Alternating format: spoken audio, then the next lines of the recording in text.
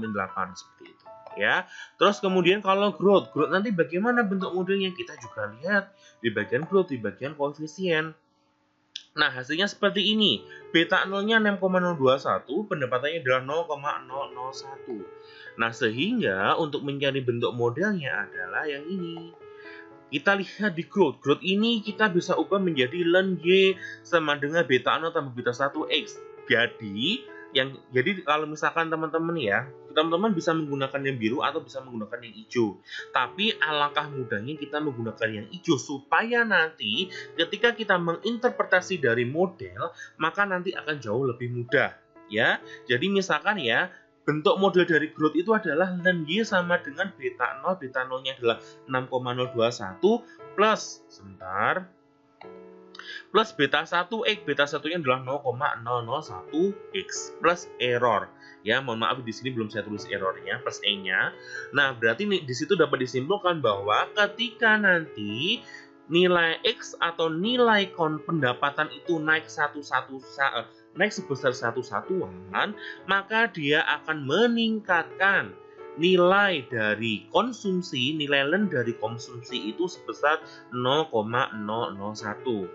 Ya, sebagai contoh lagi misalkan yang bagian logaritmik tadi. Logaritmik tadi modelnya seperti apa? Logaritmik tadi modelnya adalah yang ini. Yang atas ya, beta 0-nya adalah min 7.811,132 plus 1232,996 ln X ditambah error. Yang ini ya, perhatikan. Jadi dapat disimpulkan bahwa setiap peningkatan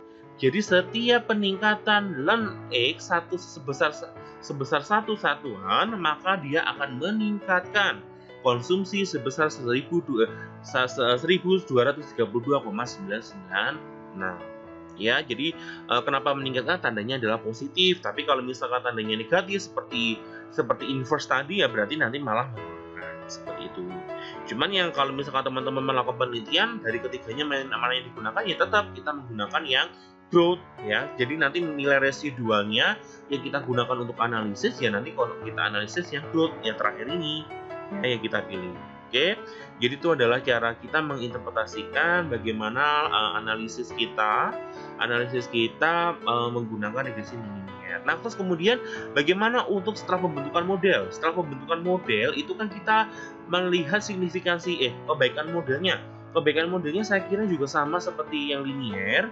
Ya, kita lihat di bagian MSE juga bisa, terus kemudian R kuadratnya juga bisa. Nah, ini kalau menggunakan logaritmik ketemu R square-nya 74,1%.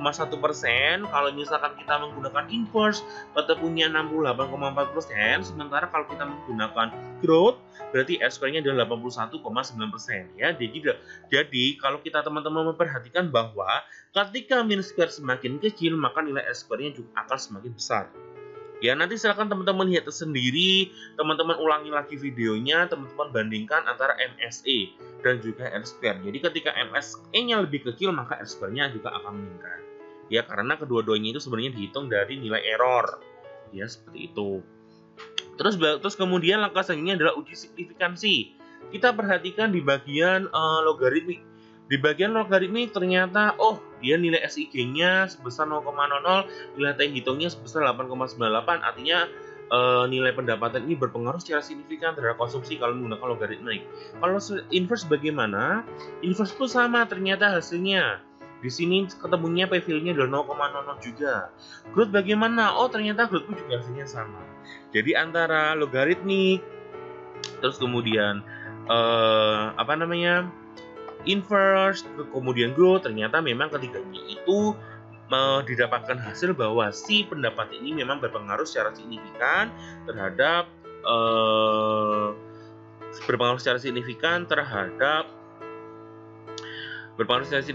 konsumsi. Ya, jadi berpengaruh secara signifikan terhadap konsumsi, cuman yang paling bagus adalah growth karena memang nilai MSE-nya yang paling kecil. Kenapa kok nilai MSE? Karena MSE ini paling mudah kita bandingkan antara growth, inverse sama logaritmik, kita lihat mana yang paling kecil. Atau bisa menggunakan S square, mana S square-nya yang paling besar. Ternyata memang dengan kriteria mean square error, dengan kriteria R square, ya kalau S square itu kemudian dikatakan bagus ketika nilai R square-nya lebih besar. Tapi kalau menggunakan mean square error, berarti nanti nilai M square-nya itu semakin kecil. Ya, jadi seperti itu yang perlu saya sampaikan ketika kita menggunakan analisis regresi linear sederhana maupun dengan analisis regresi non-linear. Jadi caranya adalah seperti itu. Nah, ya, saya kira teman-teman sudah cukup ada gambaran ya bagaimana cara melakukan analisisnya. Terus kemudian langkah selanjutnya, kalau misalkan kita menggunakan SPSS 16, itu kita bisa memilih yang non-linear. Coba teman-teman perhatikan terlebih dahulu. Nah, ini kan analyze regression, kita pilih yang non-linear. Ini sama seperti kita menggunakan Minitab. Kalau teman-teman Minitab mengingat video sebelumnya, kalau Minitab itu ketika kita mau melakukan analisis regresi non-linear, di situ ada use catalog sama use calculator.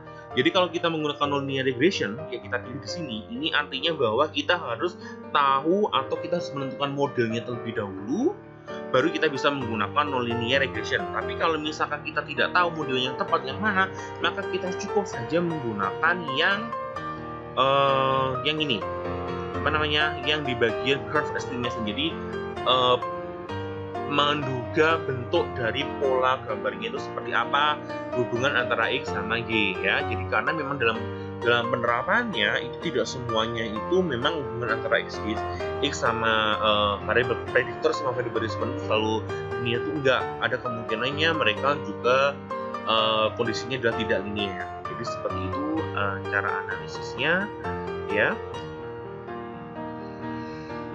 Terus kemudian ini adalah tampilannya. R di sini apa? Di sini ada res 1, R1, R2, R3. Di sini res 1 di sini berarti bahwa ini adalah nilai residual, nilai error dari variabel yang linear yang awal tadi. Yang gini yang saya blok ini menunjukkan ini adalah kondisi atau regresi non linear untuk bentuk yang logaritmik kan sebenarnya. Tadi apa yang namanya? Agak lupa. Logaritmik ya. Yang kedua, yang saya blok yang kedua, yang ini menunjukkan bentuk error yang digunakan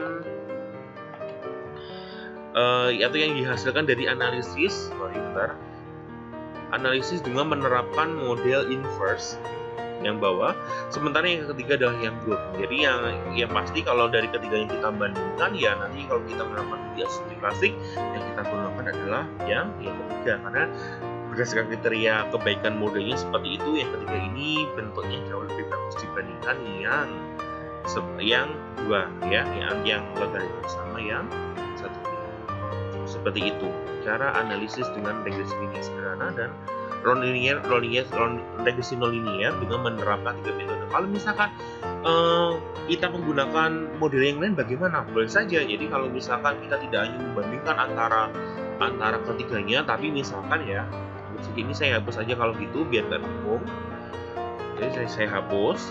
Kalau misalkan nanti kalau kita bandingkan, jadi gini, kalau menggunakan regresi non-linear itu kita tidak tahu curve estimation mana yang paling tepat, untuk model mana yang paling tepat untuk menduga dari polanya seperti apa. Jadi alangkah baiknya kalau misalkan nanti ketika teman-teman melakukan analisis regresi non-linear, mendingan di bagian curve estimation itu tidak dibahas saja. Misalkan teman-teman bisa menggunakan yang kuadratik dimasukkan, kubik dimasukkan, power dimasukkan, compound dimasukkan, S juga bisa. Terus kemudian logistik ini saya kira jarang sekali digunakan karena ada nanti metode yang namanya regresi logistik ya. Kemudian eksponensialnya juga kita bisa masukkan. Nah, dari sini nanti kita lihat dari ke 9 ini mana model yang paling bagus ya. Coba kita lihat hasilnya bagaimana. The specification would add 9 variables to the data file. Artinya di sini yang akan dimasukkan ke 9 variabel itu adalah 9 variabel error dari masing-masing model ya. Nah, hasilnya adalah seperti ini. Sebentar, saya tunjukkan terlebih dahulu. Curve estimation di sini ada Nah, modelnya ada logarithmic, inverse, quadratic, kubik, compound, power, S, growth, sama eksponensial. Coba lihat dari nilainya, nilai MSE-nya. MSE logarithmic tadi sudah kita lihat ya, 76.521. Kalau inverse sebesar 93.448 ini jauh lebih besar. kuadratik ini cukup lebih kecil dibandingkan inverse sebesar 73.263. Terus kalau kemudian menggunakan kubik juga cukup besar juga 76.000. Compound 0,032 ini hampir sama seperti yang growth tadi, ya. Yang growth tadi. Terus kemudian power kita menggunakan 0,028 ini juga malah jauh lebih kecil dibandingkan yang si compound tadi. Kemudian S adalah nilainya mean square ini 0,033, ya, tapi masih termasuk cenderung kecil, cuma masih kecilan yang power, sehingga yang growth ini sebesar 0,032 ini sama kayak yang sama kayak yang compound, ya. Terus kemudian yang terakhir adalah eksponensial sebesar 0,032. Jadi dari ke-9 model, maka yang dapat kita gunakan atau yang kita interpretasi itu adalah model yang power, ya. Jadi power ini adalah nilai mean square errornya atau mean square residualnya sebesar 0,028. Ini yang paling kecil dibandingkan mean square model yang lain, ya. Sehingga nanti kalau kita melakukan analisis, maka kita menggunakan power yang ini. Bagaimana modelnya? Kita lihat. Persamaan umumnya untuk power adalah Y sama dengan beta 0 X beta 1 ditambah error. Atau kalau kita ubah ke dalam bentuk linearnya menjadi ln Y sama dengan ln beta 0 ditambah beta 1 ln X ditambah error. Maka nanti kita ubah menjadi, ya, ln 0,691 ditambah beta 1-nya 1,009 ln X ditambah error. Seperti itu, tambah E, ingin di sini adalah error. Sedangkan dari signifikansinya ternyata didapatkan bahwa si pendapatan ini memang berpengaruh secara signifikan, signifikan, ya, dengan nilai taraf signifikansi 5% terhadap konsumsi. Jadi seperti itu. Kemudian dari kebaikan modelnya, dari R-square-nya pun juga cukup tinggi sebesar 0,838 dan M-square errornya cukup kecil. Nah, sementara untuk penggunaan residual yang kita gunakan untuk analisis asumsi klasik residualnya, maka kita lihat di sini, oh ternyata power ini adalah model yang ke-6. Maka nanti di bagian variable view, di data view, maka yang kita gunakan untuk analisis residual adalah yang ini. Ya, ini nanti kita uji normalitasnya, kita uji heterogeneisitas, kita uji asumsi klasik residual untuk yang identik independen sama distribusi normal aja untuk lebih lengkapnya. Ya, jadi seperti itu terkait analisis regresi linear sederhana dan regresi non-linear, ya.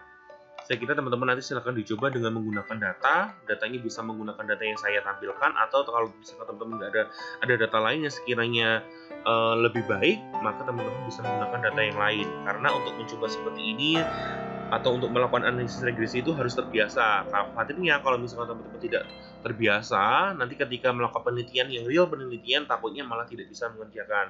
Jadi saya harapkan konsep dari langkah-langkah analisis itu perlu dipahami dengan baik supaya ketika nanti melakukan proses skripsi ataupun tesis itu teman-teman bisa melakukan analisis dengan sangat baik.